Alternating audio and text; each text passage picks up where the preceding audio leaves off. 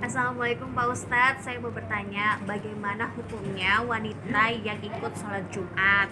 Terus apakah memang diperbolehkan wanita itu sholat Jumat?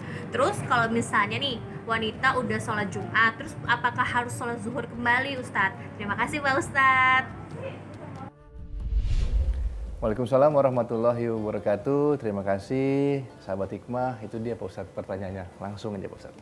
Oke, jadi tentang bagaimana kalau perempuan itu sholat zuhur, padahal dia sudah sholat Jumat, misalnya gitu ya.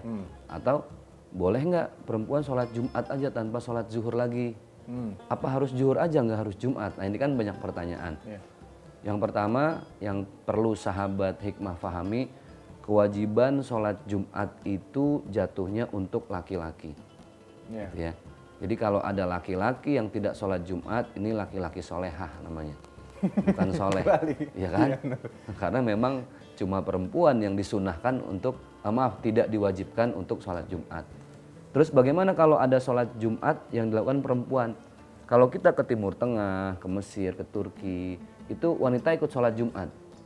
Tapi di Asia Tenggara, Indonesia, Malaysia, Brunei, Singapura, belum pernah kita lihat, apalagi di Indonesia, di Jakarta terutama, nggak ada perempuan sholat Jumat.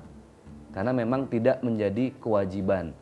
Tapi apabila ada perempuan yang ikut Jumatan, boleh saja silahkan. Syarat dan rukunnya sama.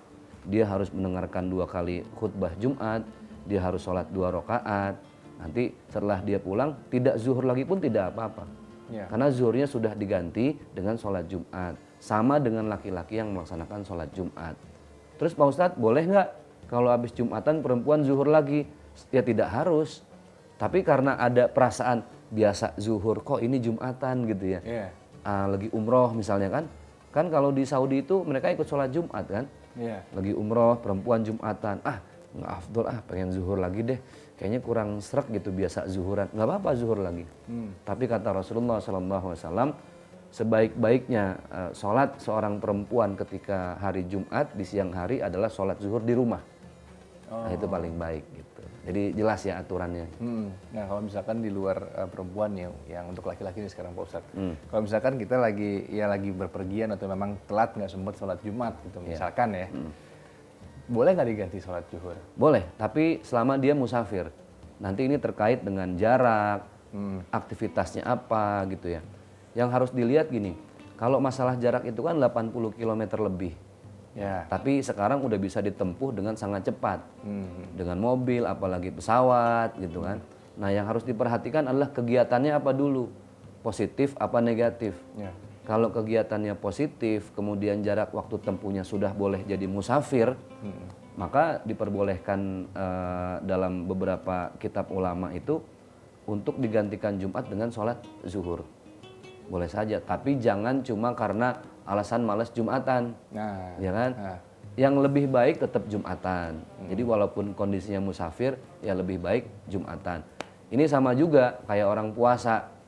Jadi kan orang boleh tidak berpuasa dalam keadaan dia perjalanan, musafir.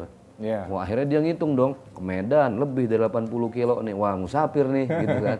Sebenarnya yang lebih afdal tetap berpuasa. Toh sekarang waktu tempuhnya juga nggak panjang.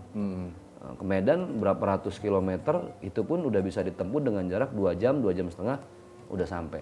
Boleh-boleh saja sholat Jumat diganti bagi orang yang sedang musafir, diganti dengan sholat zuhur.